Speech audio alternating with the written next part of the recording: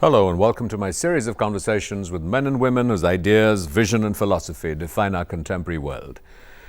My guest today is one of India's, perhaps the world's, leading contemporary artists. She's exhibited in the capitals of the world, at museums from the United States, Cuba, France, Germany, Europe, you name it. Her work has an intense personal passion. She's a self-taught artist, and I'm delighted to welcome Arpana Caur. Arpana, you've described the current phase of your work as a golden period. Why a golden period? You have been celebrated for so long. One had almost sort of stopped imagining it could get better. It was so good. What is a golden period for you, and why is it a golden period? Firstly, in terms of work, the older one gets, you realize that less time is there. So you start the day at 6:30 and try and shut off all the trivia. And that consciousness of time once you've crossed 50, I think in my case, it's been very much there and leads to a very, very productive period of work. Secondly, there's a proliferation of very relevant shows in India as well as abroad with contemporary Indian art.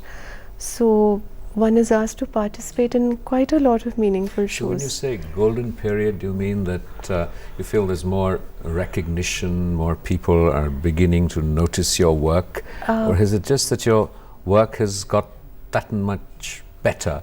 I'm sorry, I think sometimes when people say golden period, it sort of suggests like the climax, but you're only in your 50s. There's so much more to follow.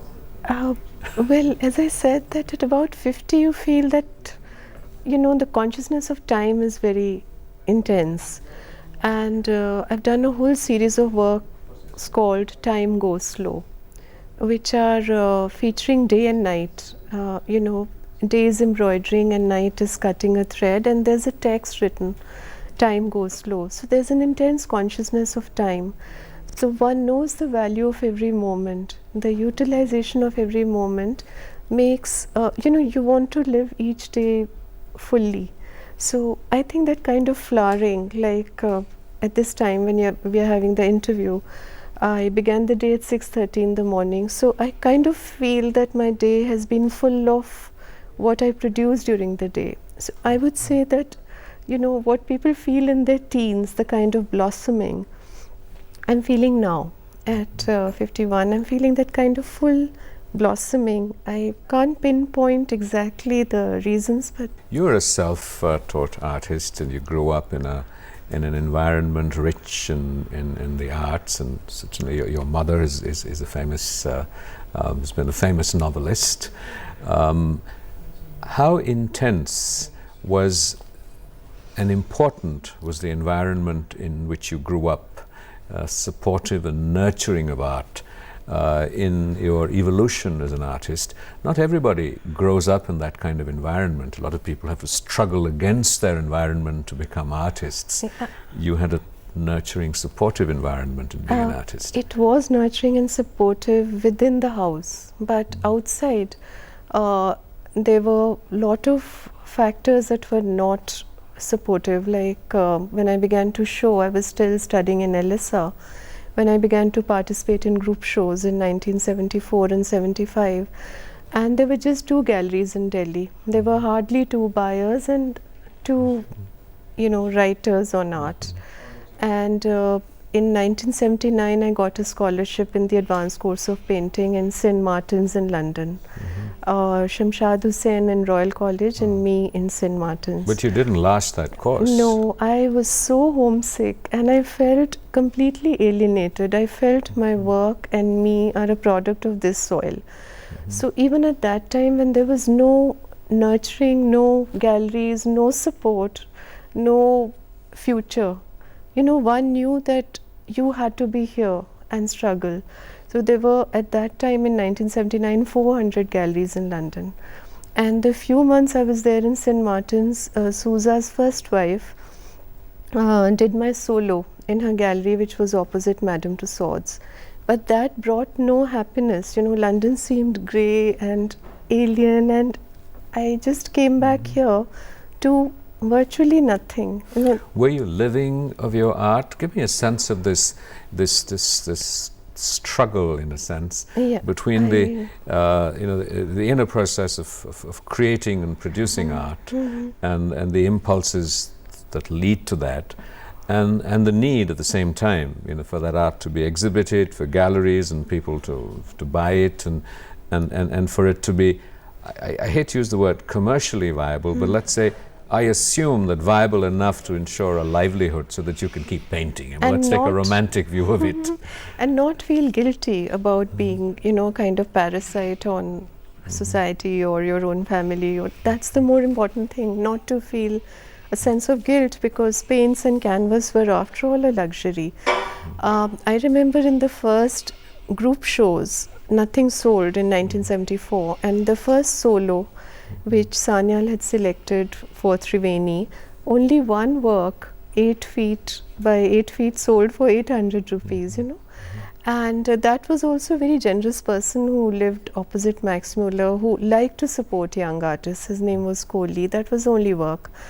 Then came the London period and the London show in 1979. But when I came back, I had the first solo in Bombay, in Jahangir. And that was a great turning point, because the whole show sold. You're watching a conversation with the artist Arpana Caur. We'll be right back after a short break. Don't go away. Welcome back to a continuing conversation with the painter, artist Arpana Caur. Tell us about the creative process. You've also said that, you know, very often it's a mystery to the artist as much as it might be to someone who's watching it, to try and intuit what happens. You've been influenced heavily, substantially by Pahari miniatures. Your work has a lot of figures. You know, it's more figurative in style. How much of these elements are consciously derived and consciously processed, in the sense that, you know, as a person who can barely draw a straight line, you have this romantic notion of an artist, you know, with something to say, and this juxtaposition of, you know, form and something to say, and finding expression on a canvas without too much intrusion of planning in the intellect. How does it work for you? You know, firstly, I was always aware that we have a centuries-old tradition of painting and sculpture, and all the time your head and heart bows down in reverence, and you want to consciously sometimes incorporate that to show that you're just a link in a chain. The sense of history and continuity to your heritage, does that sort of, obviously it doesn't take precedence over your personal passion, conviction, response, pain, suffering, insight, or whatever it is that you want to articulate and express. So where does it begin? You know, we're all a mix of the old and the new. Within our personalities, our thinking, everything is mixture of yesterday and today. And that's the complexity and the beauty of this very rich society, you know. And the West is comparatively boring and homogeneous, you know, compared to the complexity of our culture and society. So you try to be true to that today and yesterday and tomorrow and bring it in your work. Some of the works are even related to very contemporary events, like the 84 riots, for instance. I did a whole series which was shown in 85, and some about socio-economic disparities, which still pain me a lot. So I've done a whole series on socio-economic disparities. But there are at the same time very abstract entities that interest me very much, like the passage of time, like life and death. So I've done series on Kabir called Body is Just a Garment in 93. I've been. This is sort of, you know, Arpana, the critic of her own work, the observer of her work, talking. Let's try and lead us through, you know, Arpana, the creator of her work. You know, the impulses, the processes, as they happen, how much of this is sort of is conscious? Is this, you use the symbolism of scissors. Yeah. I mean, is that consciously put in? Is it something that emerges magically when a painting is being put together? What happens before the first stroke? Share with us the magic of creating a painting. Satish Gujral calls me Kenchi. Satish Gujral calls me Kenchi because I've been painting it for 18 years. And I needed to paint time. The passage of time and life and death, and how to show such an abstract thing. So I thought, if I show an embroiderer and then I show a woman cutting, because within nature are inherent the process of destruction also. So I'm very interested in dualities, and I like these kind of dualities in work rather than a kind of homogeneous thing in the work, which would be just static and one thing. So I like this play of opposites, like life and death, which are there in everyday life, happiness and sorrow. So to go back to this process thing, so do you then conceptualize the painting before you execute it and say, these are the elements I'm going to put into it to tell the story, including the Kenchi? If you want to talk about time and life and death, you have to look for symbols and metaphors. For instance, Kabir has been a part of my growing years, and Sukh Dukh Jeeven Kapde Pehre Aaye Manukh, happiness and sorrow also like garments, or the Gita. So these are things you've grown up with, and then the image of the garment enters your work. Now you can't pinpoint, because it's years and years of imbibing it deep in your blood. And the racial unconscious as well. So these images, some the origin of, like Ramu Gandhi, when the year 2000 began. He said, Arpana, you've been painting embroiderers for so many years. And I suddenly got a flash in my mind. He said that the whole world is on fire, so do a flaming tree.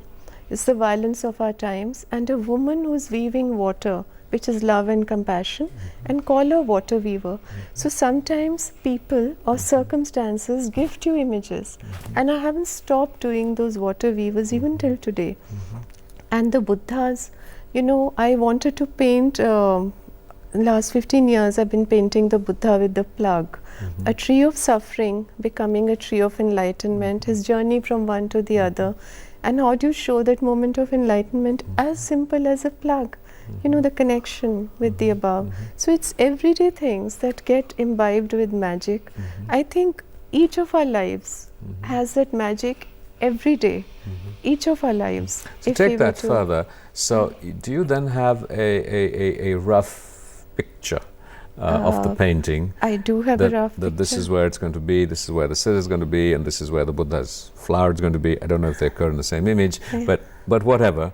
And then you begin to sort of, it's a question of transplanting that onto canvas and fleshing it out. I do a lot of drawings at the preliminary stage, and canvas has its own surprises. So in the process of transferring the image from paper to canvas, or from your mind on the canvas, things occur which are the gifts of the medium itself or the process. So that also happens. And then what about sort of, you've talked about the sense of history, and that has to do with form, but it also has to do with the processes of painting, whether you use colors, so you bring out colors through developing textures, for example. Is that a technique that's consciously used, because again that's part of your value added in a sense, or working or expanding, changing, shifting? What is the tradition?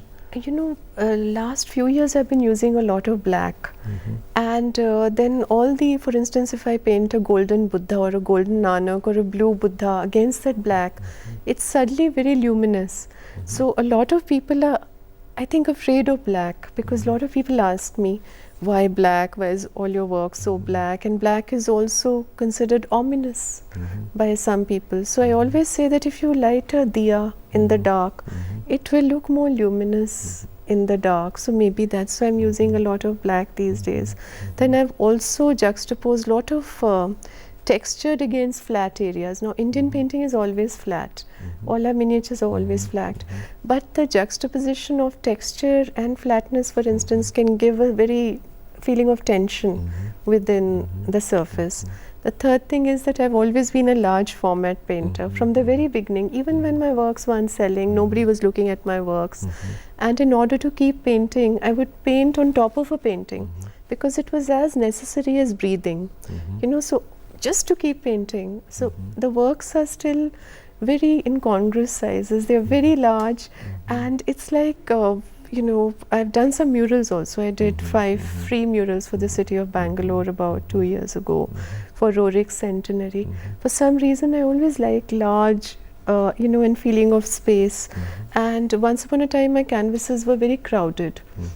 There was also a lot of graffiti of Delhi in one particular phase in the late 80s, because I saw Delhi changing drastically in front of my eyes. And I was doing a whole series on what it ought to be, what a city ought to be, and what it's becoming. Also a lot of different centers of activity in the same frame. Yeah, I love the eye wandering, you know, in the canvas. And I think instead of grasping the image at one go, one single bold image, I like this feeling of the eye traveling as it does in the miniatures from one little area to the other. So do you then sort of, in some ways, direct, I think you do it very successfully, direct the person who's viewing the painting to follow a journey around it? You know, it's very strange that when you're painting in the privacy of your studio, early in the morning with only the birds outside, the audience is not in your mind, never in your mind. And it's just you and the canvas. And it's a very, very, very spiritual feeling, a contact, you know, this you and the canvas. So at that time you're not directing or thinking of directing anybody's gaze. It's just that you're stretching your own capacities like a rubber band. You're stretching, how much am I capable of? A little more, a little more, a little more.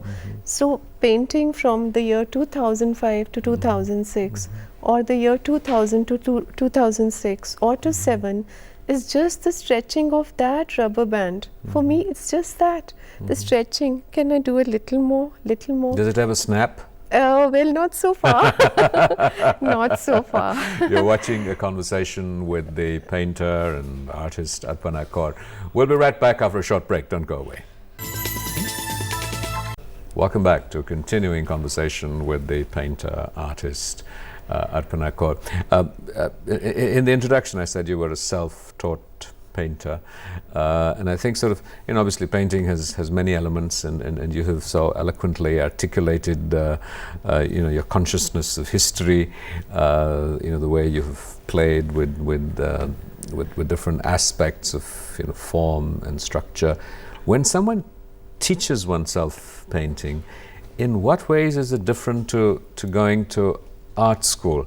Is it just that there isn't someone looking over your shoulder and to say, well, you know, this is the way it should look, and maybe, you know, trains you with exercises or what have you, and you need a longer apprenticeship when you train yourself, but at the same time, does having trained yourself leave you free to be you, because there has been no sort of, how do I put it, predetermined approach or style or discipline that guides you? I have looked at a lot of art books, and that's been my main training. I have a huge repertoire. Even when I could not afford to buy art books, they were very, very expensive. I always would tell myself, okay, if I sell this painting, that's the book I had in mind, you know. And the first book I bought, such book, Pratapaditya Pal's Court Paintings of India, Kumar Gallery publication, 1980, was for 1,000 rupees, and one didn't have 1,000 rupees. So I went to him and said, how much discount? He said, give me a little painting. I said, thank God I'm rid of a canvas. So the next 3 books were bought from him in exchange, you know, Jain cosmology. And so they're in tatters now, these books, because I look through them so often, and you know, I got a lot from just looking at in these books, and you know, imbibing the kind of philosophy of like today I painted a yantra from a book called Yogini. So it was there in the book, and in my time, you know, to be very frank, most of the art education was completely Western oriented in art colleges. It was completely.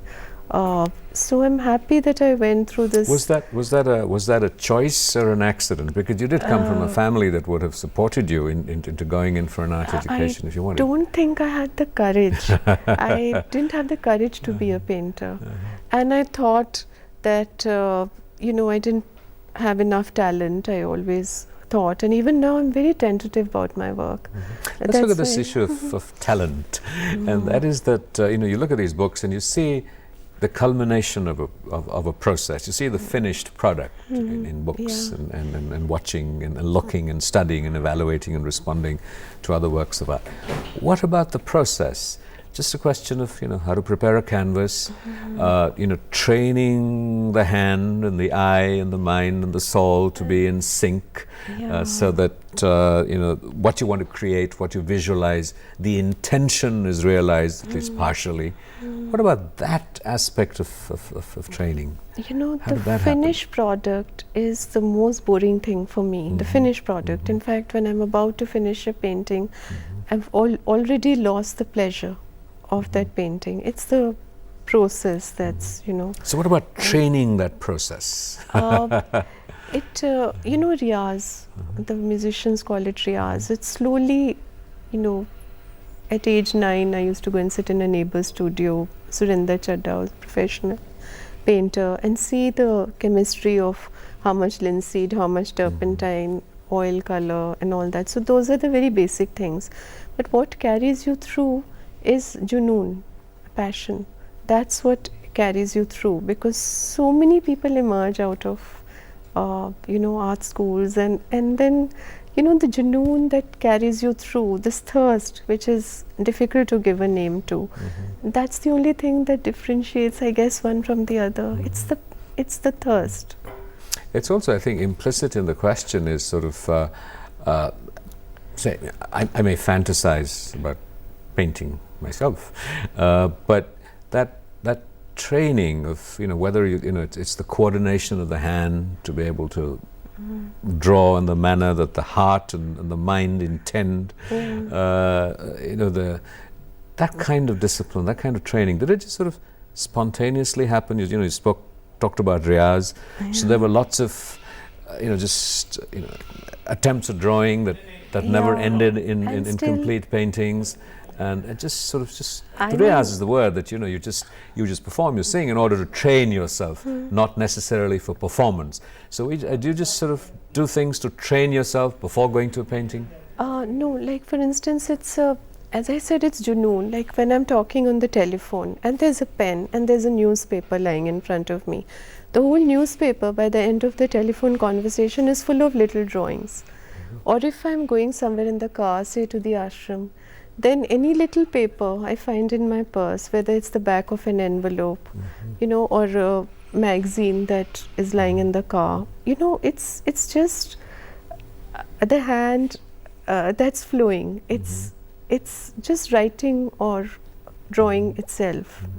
Much of your work, and we only come to this towards the end of the program, has really been about the predicaments of women, of the girl child.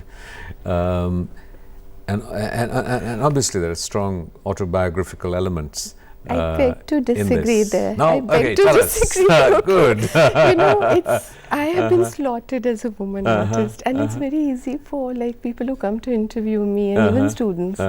They'll slot me as a woman artist. Whereas my subjects from the very beginning, my very first show, the subject was Delhi as a city. It's urban, it's urbanization, its effect on the individual. And environment was a major subject. And why do you think they have done you this grave injustice? Because I happen to be a woman. And out of many, what about my Kabir? What about my Nanak, my Buddhas? And like the Soni Maiwal series, which was a love story, the 84 massacre. Out of all these, I think there have been one or two series of women like Widows of Vrindavan, which again led to the Time series. The same women reflected in water as younger women. And time has been actually my major concern. And it's not, I remember a poem of Baswanna that I read in Ramanujam's book maybe 30 years ago, which says, "Who's that with the long hair going? It's neither man nor woman."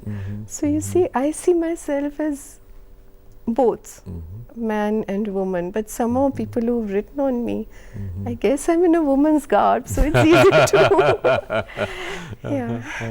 But how conscious have you been, if not in the expressions of your paintings, of being a woman? Well, it's a very rich experience, because you're balancing outer and inner worlds and trying to make the best of both, and I enjoy that. I don't think it's been any hindrance, except that in the 70s when I began to show, women artists were not taken seriously at all, and they were just there, hobby painters and everything. It took a long time to change that. And the last 10-15 years with these auctions and international exhibitions and women artists coming at par. They may be lesser in number. But talking about sort of auctions and the commercialization of art, do you sometimes are you uncomfortable with the fact that increasingly people who can ordinarily appreciate painting and love it and care for it and sort of treasure it are largely people who can't afford it, and the people who can afford it are usually purchasing it either as investments or status symbols. Does that bother you as an artist? Of course it does. I've never attended an auction in my life, and I, although there was one even 3 days ago at which a 20-year-old painting did very well. So I was very pleased to hear when a friend told me. So I was not expecting it to go for what it went for. So it comes as a surprise, because these days prices are taking even artists by surprise. So what happens after a golden period? Diamond? Platinum? More You're paintings. only in your early 50s, and you revealed your age. I didn't. Because it's such a good period, so I don't have any shyness. I want to paint forever, and I mean, one lifetime doesn't seem enough, and that's why I start very early in the morning. So when I was alluding to this sort of diamond and platinum phase, what more? What could get better? What would you aspire to that would be even better than what is happening? Well, in terms of quality of works, and the one thing that gives me a little kick, I must confess, there's only one thing that gives me, not money, not anything else, is having the work in some museum collections. So already it's in 6 or 8 museums, but I feel that that's a respect or recognition of Indian art per se. And also a sense of eternity. Thank you very much. And here's counting down, the continuing countdown to your place in art history. This has been a great honor and a great learning experience. For me. Thank you very much for being here. Thank you.